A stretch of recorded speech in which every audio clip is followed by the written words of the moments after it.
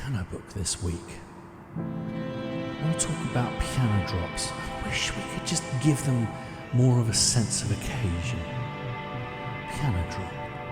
Piano drop.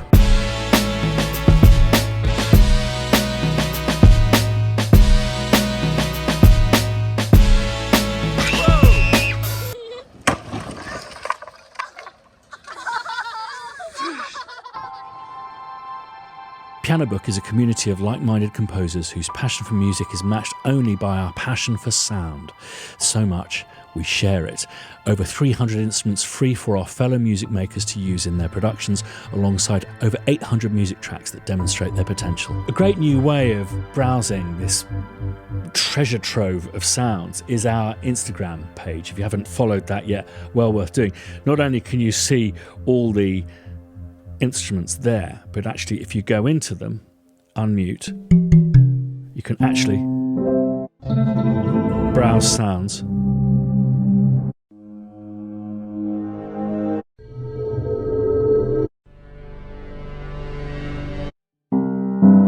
Whenever you have a spare moment. If you can browse Instagram, you can browse Piano Book.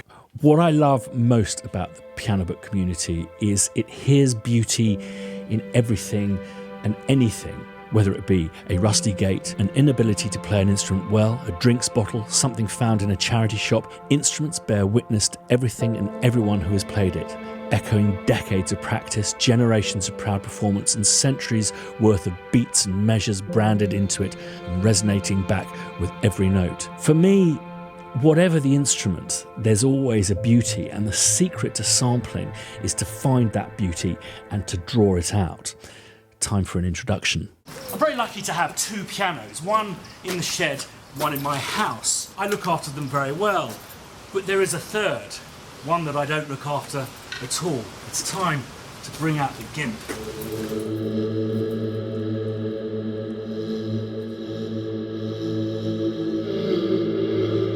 A vintage Broadwood made especially for John Cuthbertson and Sons in Glasgow in 1900 and frozen to death. This beast has had the shit played out of it, has really seen better days, and was about to be thrown onto a tip. We felt it only appropriate to rescue it and see this piano off with more of a dignified bang. And when I say it's had the shit played out of it, the elephant is falling off it. It's been played so hard, very much on its last legs.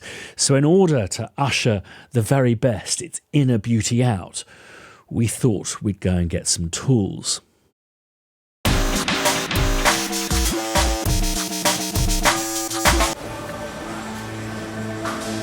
Tin snips. Yeah, that sounds good. And I think we're going to need some safety goggles as well. Just thinking more. And I have the sense I can do something with this too. We definitely need some goggles. Can we get a bag as well, please? So all we need now is a place to record it.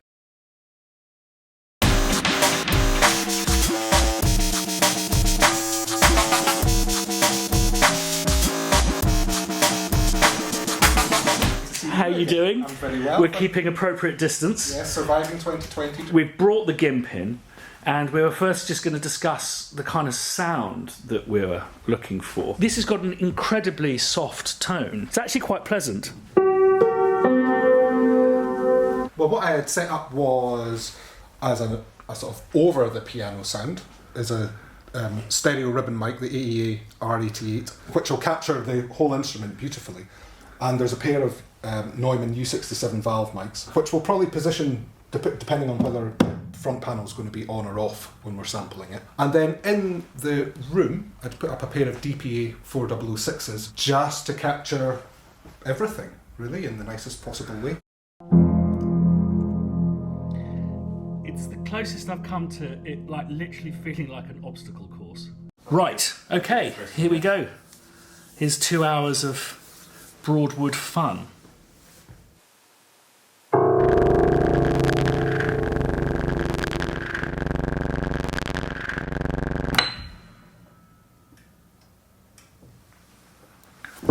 Oh, God. I now have Spitfire starch face, which basically means even if I want to smile, I can't. We've got 3 different instances for the 3 different microphones. Okay, let's have a listen with the room mics.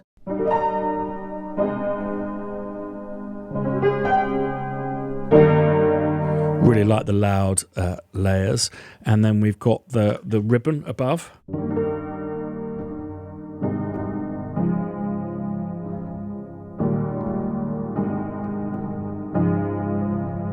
But I think my favourite is going to be the U67. Such beautiful mics. Much more present.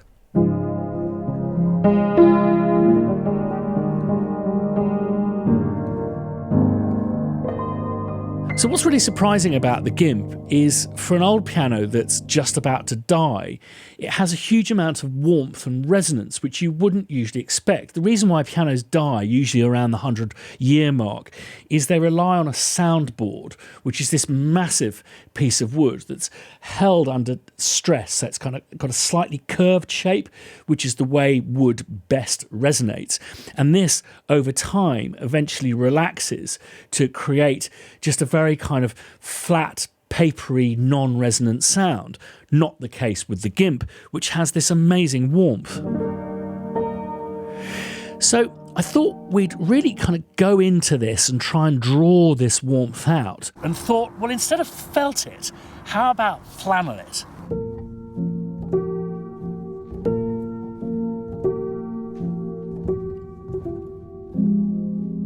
And here it is, the GIMP flannelled.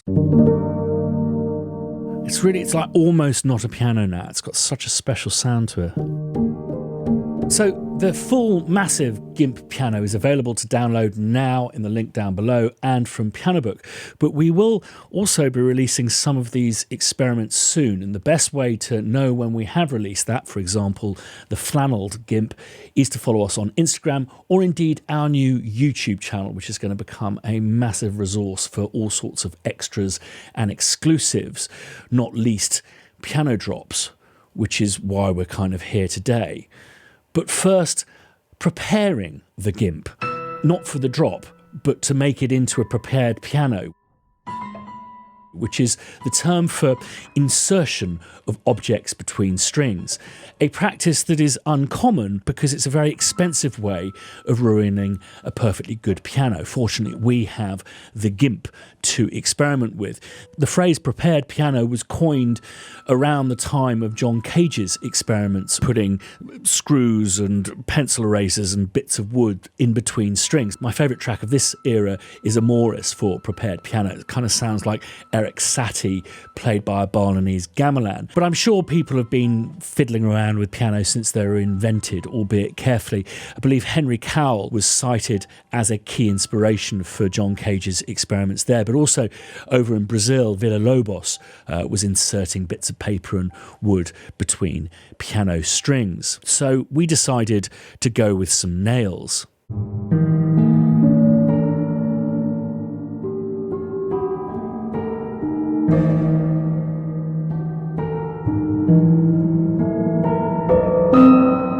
Let's just take it to Naughtyland.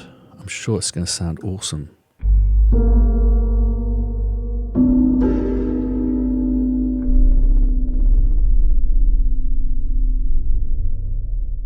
And then this is the nails being played by the keyboard but muted with my hand.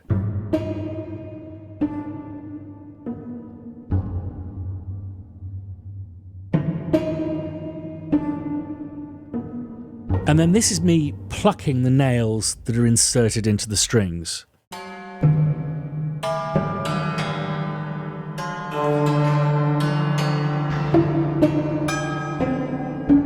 And I've created this multi that uses a mixture of the flannel and the hammered nails as well, just to give it just a little bit of something extra.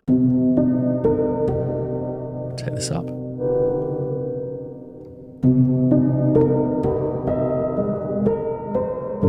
Whilst it's a real privilege to not have to worry about damaging a piano by inserting stuff between its strings, it's also a real privilege to do this. Time to get the tools out.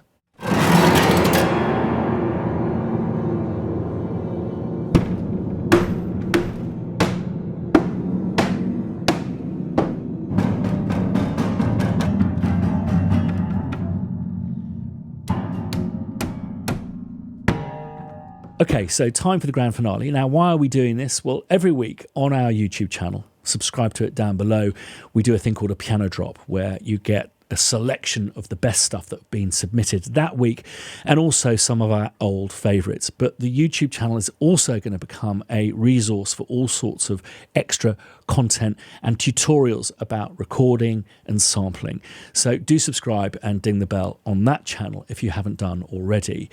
So, time for the grand finale. Aberdeen, 60-foot crane, one who's had a good life but went out with a bang.